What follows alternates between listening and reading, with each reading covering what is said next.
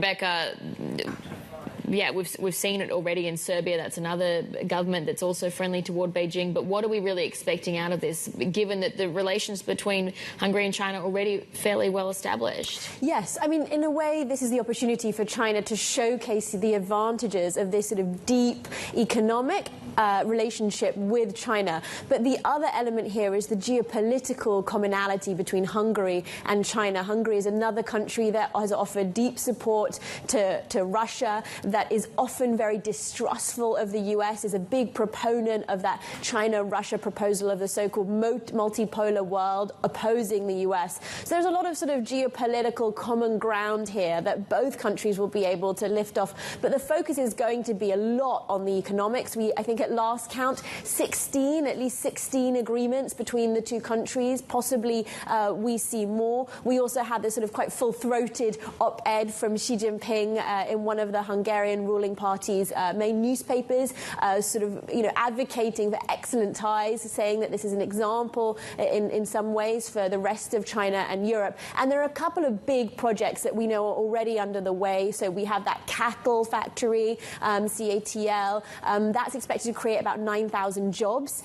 We also have BYD opening its first factory in Europe. It's going to be in Hungary. We know that was a project that, for example, France and Germany were also vying for.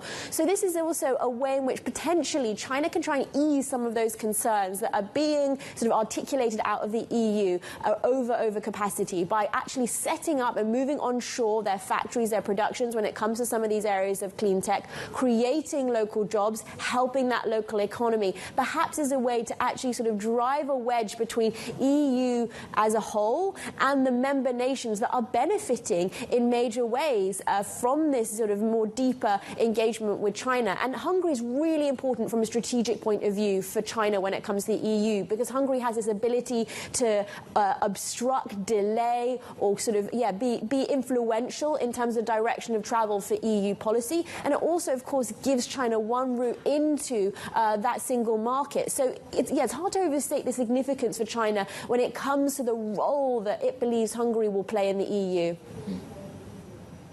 The issue of overcapacity, we knew that was going to be front and centre. Ursula von der Leyen made it very clear what certainly, the European Union is expecting. Is there a quick fix here? Is there willingness, is there ability for Beijing to do anything at this point, given the structural, fundamental vulnerabilities of its own economy?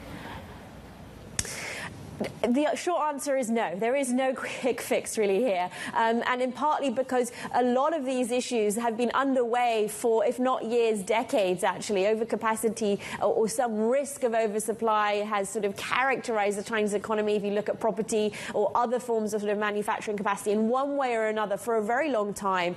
We did have those, as you say, those comments from Ursula von der Leyen saying the EU is preparing to deploy all tools available to defend its economies. But, I think it's worth waiting to see really whether or not this trip, whether or not the sort of relationships with Hungary and so on, are able to slow the momentum of that litany of probes that we saw. It's not just one or two, but it's quite a few that are currently in the works. But as you say, no real quick fix here. It's really about Beijing, first and foremost, trying to slow the momentum a little bit, trying to sort of get across this message that there is, from their point of view, no overcapacity problem when it comes to China at all, that they're helping, in fact, to ease inflation with these exports. And as you say, it's a central part of how Beijing is thinking about reshaping its economic model of growth going forward. These so-called new three drivers of growth, solar panels, batteries, and EVs are all part of getting that strategy underway.